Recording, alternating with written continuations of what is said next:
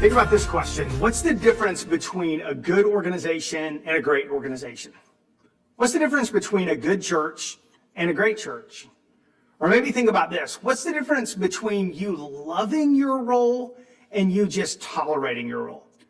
I've come to the conclusion that one of the keys is the point leader understanding exactly what he or she must do, and then the other things that are maybe important but not so vital.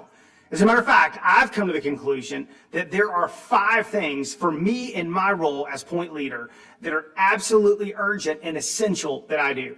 So I want to walk you through those 5 things right now. The first, very simply, is vision. Now, we've learned from our friend Jeff Henderson that vision is something that leaks, right? What is vision? Vision is that why for the organization. What is it that God has called you to do? And why does that matter so much? It's my role to make sure that the vision stays hot in our organization. That means I've got to stay full of the vision. I've got to make sure that our leadership team stays full of the vision. Vision is the number 1 role of a leader. Number 2, I would say, is leadership. And when I talk about leadership, I think of 2 things. I talk about finding the right leaders and developing the right leaders. If you think about the early stages of your organization, it is vital that you find the right leaders. From day 1, you don't have time to develop leaders. You've got to find a few people that can join you in this vision, who are willing to give their lives for it in the same way that you are. But over time, your organization needs to find a way to develop leaders as well. So, in your role, it is essential that you have vision, that you keep it hot in your organization. It is essential that you find and you develop great leaders so the organization is not just dependent on you, but on them. And there are 3 other things that are critically important. The next one to me is communication.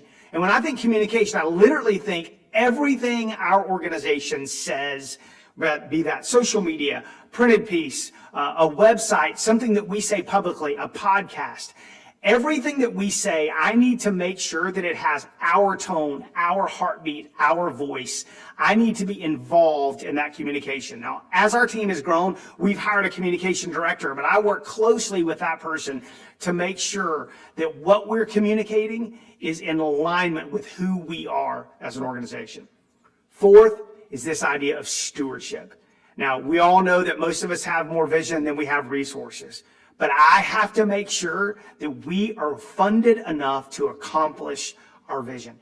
That means I've got to be having one-on-one donor relationships. I've got to be finding ways for people to onboard into the giving of our culture.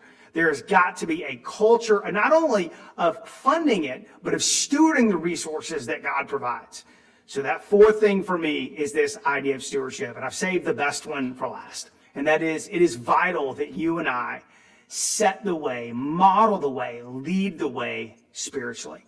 We need to be a thermostat in our organization spiritually, not a thermometer.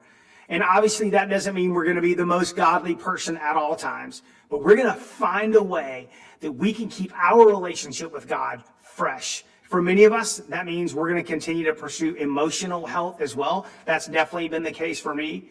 But you need to make sure that you create a culture and you lead the way in terms of pursuing an authentic and real relationship with Jesus. That's going to make a huge difference for your team. I want you to have not just a tolerable role. I want you to love what you do. In that case, you need to set aside the distractions and focus on 5 key things that only you can do. You've got to keep the vision hot. You've got to find great leaders that are willing to come around you. You've got to make sure that everything you communicate is in alignment with your mission and vision. You've got to make sure that you're funded to accomplish your mission. And most importantly, you've got to lead and model the way spiritually. Create a culture where it's possible for people to be led into a growing and meaningful relationship with Jesus. If you focus on those 5 things, chances are you're going to be a part of more than just a good church or good organization. I think you're going to be a part of a great one.